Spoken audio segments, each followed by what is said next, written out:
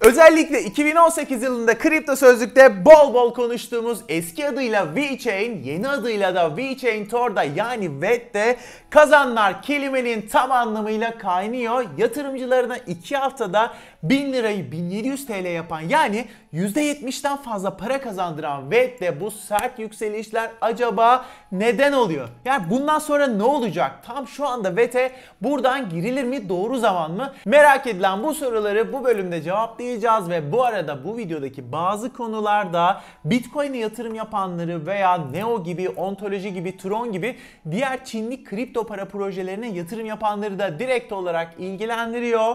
Çünkü Çin'den gelme ihtimali olan ikinci yükseliş dalgası var. Onu da konuşacağız ve sizlere Çinlilerin akın ettiği coinleri de açıklayacağım. Ve muhtemelen çok şaşıracaksınız.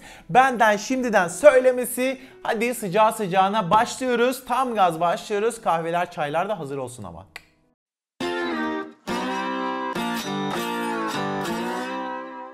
Dostlarım, bu ay sonuna kadar bu kanalda 30.000 kişi olursak benden size ekstra 2 tane daha piyasa fiyatı 550-600 TL olan Ledger hediye gelecek demiştim. İşte o hedefe adım adım giderken sizlerin desteğini görmek gerçekten çok sevindirici. Ama henüz 30.000 olmasak da her halükarda bu ay sonu bir kişi bu Ledger'ı benden hakikaten hediye kazanacak. Kazanma şansı yakalamak içinse kanalıma hemen abone olun. Abone ol butonunun yanındaki zil var ya, işte ona dokunun. Videolarıma yorumlar yazın ve elbette videolarımı beğenin dostlarım. Şimdi bu hatırlatmadan sonra konuya böyle izninizle ben girmek istiyorum. Bu arada bu videoyu daha böyle bir başından toparlamak için şöyle bir özet geçeceğim size.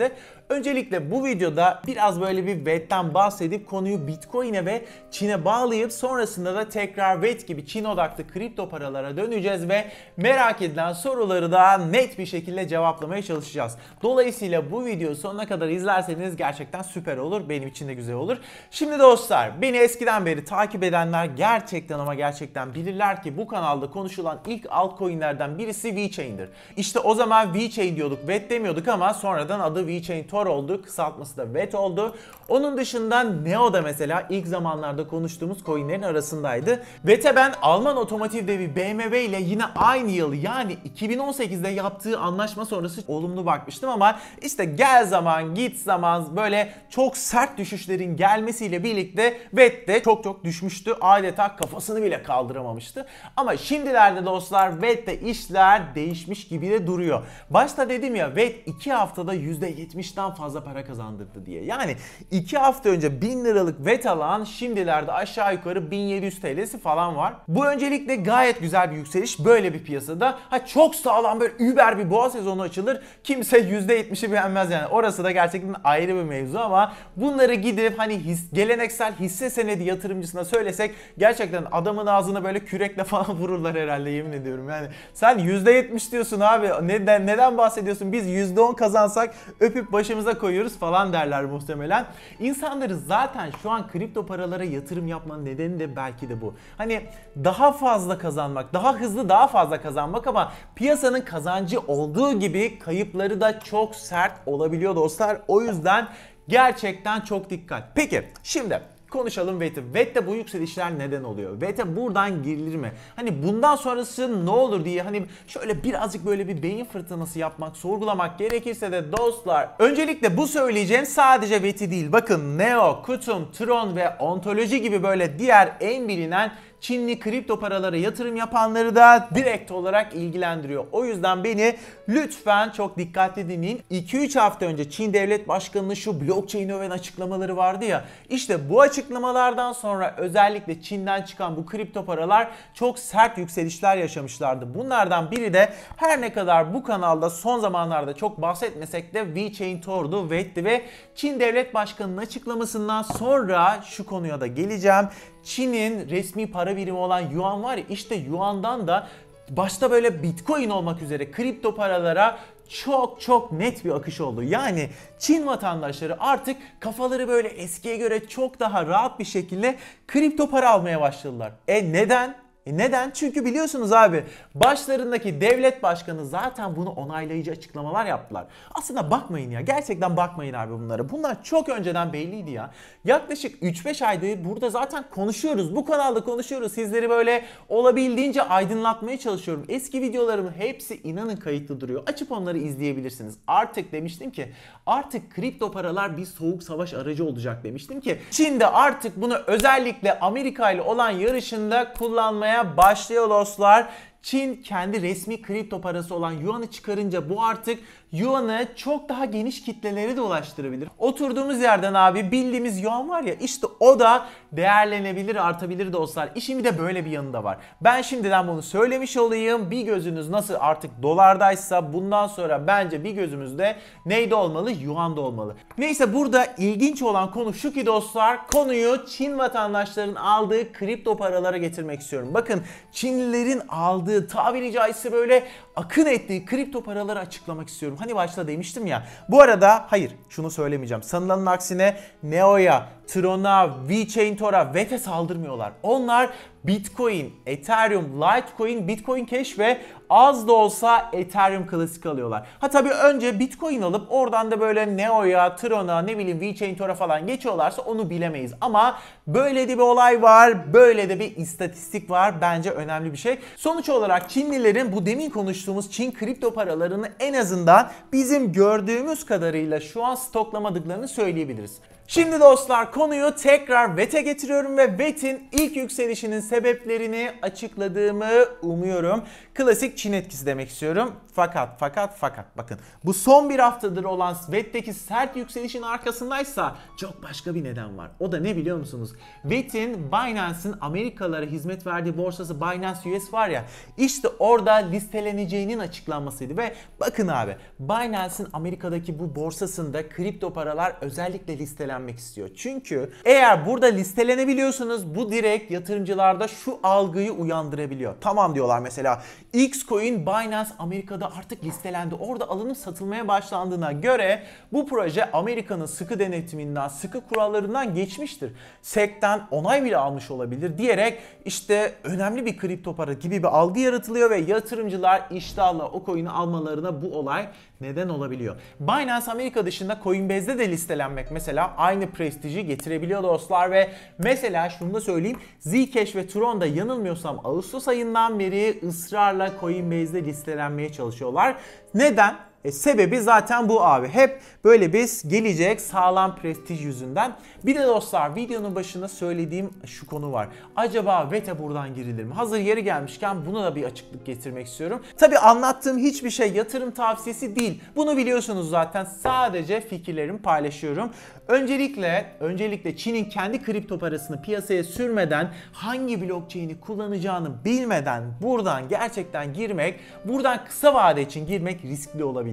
Önce bir onu görmek lazım ya. İşte tam bu nedenle kendisini Çin hükümetine kabul ettirmek isteyen ve onunla birlikte böyle çalışıp ultra süper bir resmiyet kazanmak isteyen VeChain Tor, Neo, Ontology, Tron, Kutum gibi böyle popüler Çin kripto paraları bir yarışın içine girdiler. Bu çok net. Hatta Telegram kanalında FA adlı bir arkadaşın aktardığında ben söylemek istiyorum. Bugün aktardı ve onun fikirlerini de bu videoyu dahil etmek istedim. Dedi ki Kutum kurucusu Çin Devlet Başkanı'na bir tweet attı. En iyi teknoloji bizde dedi ama gerçekten hani bunu bir bakalım demek istiyorum. Ayrıca şirket olarak da umarım Çin Devlet Başkanı'na ulaşabilecekleri tek yerde Twitter değildir. Neyse, Çin'den çıkan bu kripto paralar, bakalım bu işin neresinde olacaklar? Belki topluca direkt içinde olacaklar. Belki bir ikisi seçilecek işte veya danışman olarak yer alacaklar ya da hiçbir yerinde olmayacaklar abi. Böyle bir ihtimalle var. Ama bence eğer dostlar, bakın, eğer Çin bu topa gerçekten girdiyse, gerçekten girdiyse, kripto para işinde ciddiyse, ne olursa olsun uzun vadede kendi ülkesinden çıkan projeleri bir şekilde büyütmenin derdine düşecek abi. Çünkü onlar büyüyecek ki ülkeye dolar sokabilsinler, değil mi? Biraz böyle bir global düşünmek lazım ya. AliExpress mesela, AliExpress'e örnek vereceğim. 10-15 sene önce de vardı değil mi AliExpress? Pek bilinmese de, hani böyle çok fazla kullanılmasa da son yıllarda iyice büyüdü ve ülkesine eşittir daha çok para sokar oldu. Ya siz sanıyor musunuz ki 1 dolara, 2 dolara, 3 dolara aldığımız şeyleri böyle ta Allah'ın Çin'inden Türkiye'ye tamamen ücretsiz kargoyla gelmesi bizim kara kaşımızdan kara gözümüzden kaynaklanıyor. Yo, öyle bir şey yok yani. Ürünlerini olabildiğince çok yere satıp para kazanmanın, Amerika ile olan savaşta ülkeye para sokmanın, dolar sokmanın derdinde onlar. Çünkü Amerika doları çekerken, çeşitli gümrükler, vergiler uygularken Çin de başka yerden para sokmalı ki bu savaşta eli güçlü olabilsin. Mantık çok basit. Neyse, sonuç olarak altcoin'lerin henüz kendisini böyle çok fazla kanıtlamadığı şu dönemde kaybetme riskini göze alabiliyorsam da olsa buradan alabilirim VeChain Toro Bet'i. Ama sonuçta işin bir de şu yönü var. Bu son 1-2 haftadır olan sert yükselişe rağmen hala neredeyse tüm altcoin'ler dibin dibinde. Aslında şu oluyor ya, işte 10 kat düşüyor mesela, tamam mı? Böyle mamaya iniyor. Artık böyle hani yerin dibine sıfırlamış abi. Daha dibi yok. Atıyorum tabii ki, şaka yapıyorum şu noktada. Ve ondan sonra arkasından 3 kat yükseliyor ve amanın neler oluyor, işte uçuyor muyuz, 5 dolar olur mu, 10 dolar olur mu, 100 dolar olur mu falan. Hani yok böyle bir şey ya. Dostlar, gerçekten yok böyle bir şey. Toparlayacak olursak da şunu söyleyeceğim. Risk alabiliyorsam ben buralardan alırım. Ama şu puslu havada hava biraz dağılsın. Bakalım hani Çin işi kısa süreli bir pump dalgası mı, yoksa gerçekten uzun süreli geleceği olacak mı? Bunu bir görmek lazım. Bunun için de Çin'in 1-2 ay içerisinde duyurması beklenen bu kripto parasına bir bakmak lazım dostlar. Ha, o kripto parada BET'in bir desteği, bilmem neyi, bir danışmanlığı, bilmem neyi olursa da dostlar, dediğim gibi BET muhtemelen çok yükselebilir ve belki de bu rakamları bir daha görmeyiz bile. Ama tabii ki de kimseye yatırım tavsiyesi olmasın. İsteyen istediğini yapsın. Fakat aşırı derecede gaza gelmemek için Çin'in açıklamasını beklemek, inanın bana daha mantıklı, daha realistik geliyor. Ha, doğruya doğru gerçekten. Ha, belki şimdiki rakamdan bir miktar daha yükseğe de alabilirim. Ama önemli bir riski de azaltmış, bertaraf etmiş olurum. Tabii isteyen istediğini yapsın dostlar. BET'in teknik analizine de geçecek olursak onu da şöyle jet hızıyla konuşalım. Dostlar, inceden bir fincan kulp formasyonu, yani önceden çok fazla görülen bir kalıp hareket oluşuyor gibi duruyor BET'te. Bakın, şayet doğruysa ya buradan ya da bir miktar daha yukarıdan fincan tamamlanır. Sonrasında da kulbu tamamlamak için bir miktar düşüşe geçebiliriz. Bu formasyonda neydi dostlar? Bakın hatırlayın. Elbette her zaman olmasa da genelde fincanın derinliği kadar bir yükseliş formasyon sonrasında beklenebiliyordu. Bu da eğer gerçekleşirse, şu an dolar olarak konuşuyorum her zaman olduğu gibi, 0.007'lerde olan BET'in 0.012'ye, yani 7'den 12'ye bir yükselişi söz konusu olabilir. Bu konuyu yine yatırım tavsiyesi vermeden genel piyasada az önce bahsettiğim bu Çin devletinden gelebilecek olası bir olumlu haberle şöyle bir harmanlarsak, hani dedik ya Çin'in kendi kripto parasının açıklamasına 1-2 aylık bir süre vardı diye. İşte o 1-2 ayda BET bir ihtimal düzeltmesini yapar ve sonrasında da Çin'den iyi bir haber gelirse bu Bitcoin dahil tüm piyasayı etkileyebilir ve işte bu fincan derinliği kadar, yani düştüğü kadar da bir oranda yükseliş yapabilir. Ama elbette %100 olacak kesinlikle demiyorum. Belli şartlar bir araya gelirse böyle bir ihtimal var. Bunun altını çiziyorum. Evet dostlar, bugün sizinle son olaylar ışığında neyi konuştuk? Çin'i konuştuk. BET'i ve diğer menşeli, Çin menşeli kripto paraları şöyle bir konuştuk. Üzerinden geçtik. Şimdi isterseniz bugünün bonus bilgisine geçelim ve bu arada tekrar hatırlatmakta fayda var. Ledger'ın analiz çekilişimiz 29 Kasım'a kadar tam gaz devam ediyor. Kanalıma abone olup yanındaki zile dokunursanız ve videolarımı beğenip en az bir yorumda yazarsanız siz de bu çekilişe çok kolay bir şekilde katılabilir ve kazanma şansı yakalayabilirsiniz.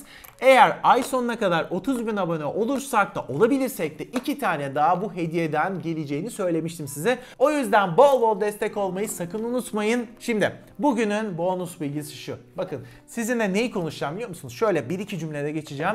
Sizinle tarihte verilen ilk ev ödevini konuşmak istiyorum. Robert Nevilis adında bir İtalyan bir pedagog, yani çocuk öğretmeni, çocuk eğitmeni daha doğrusu, ta 1905 yılında ev ödevini icat etmiş, biliyor musunuz? Yani ilk ev ödevi bu kadar eskiymiş, bu zaman icat olmuş. Tabii ki de öğrenciler varsa aramızda bu adama sövüyor olabilirler. Yani senin yüzünden her gün ev ödevi yapıyoruz evde falan diye, ama icadı Galatasaray'ın kuruluşuyla aynı yıla da denk gelmiş. Bunu da şöyle geçeyim. Detaylarını internetten merak ediyorsanız araştırabilirsiniz diyerek şimdi çok kısaca bir önceki videoda sizlerden gelenlere şöyle bir bakalım. Bu arada videoyu da beğendiyseniz Facebook'ta ve Twitter'da arkadaşlarınızla paylaşmayı da lütfen unutmayın. Arada bunu da hatırlatayım dedim. Şimdi şöyle bir bakalım. Hasim Gülle demiş ki, BTC Türk gibi yerel kripto para borsaları ne kadar güvenilir? Her şey için teşekkürler. Bu soruyu şöyle cevaplayayım. Ya Türkiye'de çok fazla kripto para borsası var ama bence hacimlerine göre bakın ve hacimli olan borsalara yönelmeyi düşünebilirsiniz. Tabii ki de borsalar online bir servis. Dolayısıyla her zaman oradaki riski de düşürmek lazım. Turan Uslu da diyor ki Eren hocam ellerine sağlık, her zamanki gibi 10 numarasın, çok teşekkürler bu arada. BTC'de bu ay tahminimce 7500'leri göreceğiz gibi, bir de hocam sinyal algoritmaları ve indikatörleri hakkında ne düşünüyorsunuz? Doğru mu bu söylenenler, ne söyleniyor onu da bilmiyorum ama incelemeye değer mi? Ya tabii ki de inceleyebilirsiniz abi. Neler oluyor, neler bitiyor, bunlara tabii ki de bakmak önemli bir şey ama hani böyle 100-200 dolarlık bir uygulamayı içerisinde sırf network var diye 1000 dolara 2000 dolara satan bir süreç bana çok mantıklı gelmiyor. Böyle şeyler varsa şayet. Ercan Özal diyor ki selam Eren, seni izlerken moralim düzeliyor, kendime geliyorum, ağzına sağlık. Ben teşekkür ediyorum böyle güzel yorumlar için. Bülent Köylü teşekkür ediyorum, bir sorum olacak. Dolar yakın gelecekte değeri olmayacak. Bitcoin ve türevleri ne ile baz alınacak? Burada tamamen bu soruya cevap şudur: referans para birimi neyse ona göre baz alınacak. Eğer Bitcoin referans para birimi ise, ki zaten kripto paralar için de biliyorsunuz Bitcoin bir referans para birimidir. Bitcoin'in hemen her şeyini aslında ona göre analiz ederiz. Ona göre, her ne kadar ben son 2 senedir tamamen dolar odaklı yaklaşsam da doları da biliyorsunuz bütün dünyada bir referans para birimi. O yüzden referans para birimi eşittir hangi kripto para, hangi para olacak, buna göre bakmak lazım. Ceza sahası da diyor ki ben potansiyeli olan altlara yöneldim. BTC'den dolayı olması gerekenin çok altında fiyatlanan altlar var. Sonra BTC tutarım, bana göre daha alınacak seviyede değil demiş. Veli Mutlu da gönüllere su serpme videosu olmuş demiş. Şöyle bir gülücük atmış, böyle yıldızlı gözlü falan. Tabii ki de gönüllere böyle bir su serpmek, moral vermek tabii ki de lazım. Bu elbette lazım ama realistik yönde de olmamız gerekiyor. Ben böyle ikisini harmanlamaya çalışıyorum. Turgut Demir diyor ki emeğine sağlık, sayende biraz fikir sahibi oluyoruz. Bu yorum teşekkür içindir demiş. Ben teşekkür ediyorum Turgut. Hüseyin Eroğlu Ledger'ın ama kesin bana çıkmaz, artık umudu kaybediyorum demiş. Şunu söyleyeyim, her videoda çekiliş yapmıyoruz dostlar. Öyle bir, eğer algı varsa öyle bir şey yok. Keşke o kadar Ledger'ımız olsa da her videoda, haftada 3 videoda bir tane dağıtsak. Yani sizden kıymetlim. Ama her ay bir tane veriyoruz. Bir tane vermeye çalışıyorum daha doğrusu. Oğuzhan Akpınar diyor ki hocam bu piyasa Bitcoin ve diğerleri olarak ikiye ayrılır. XRP'ci arkadaşlar altcoin rallisi olmadan XRP yükselmez. Hangi parayla yükselecek? Dominans %50 altına giderse o zaman XRP yükselebilir demiş.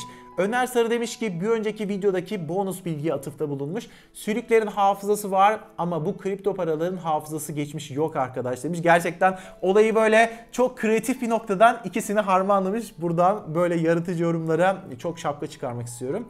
Bu şekilde dostlar, sizlerden gelenleri de şöyle kısa kısa bir okumak istedim. Kanalıma abone olun, videolarımı beğenin, yorumlarınızı yazın. Bir sonraki videoda görüşürüz. Hoşça kalın, mutlu kalın, kripto sözlükte kalın. Bye bye.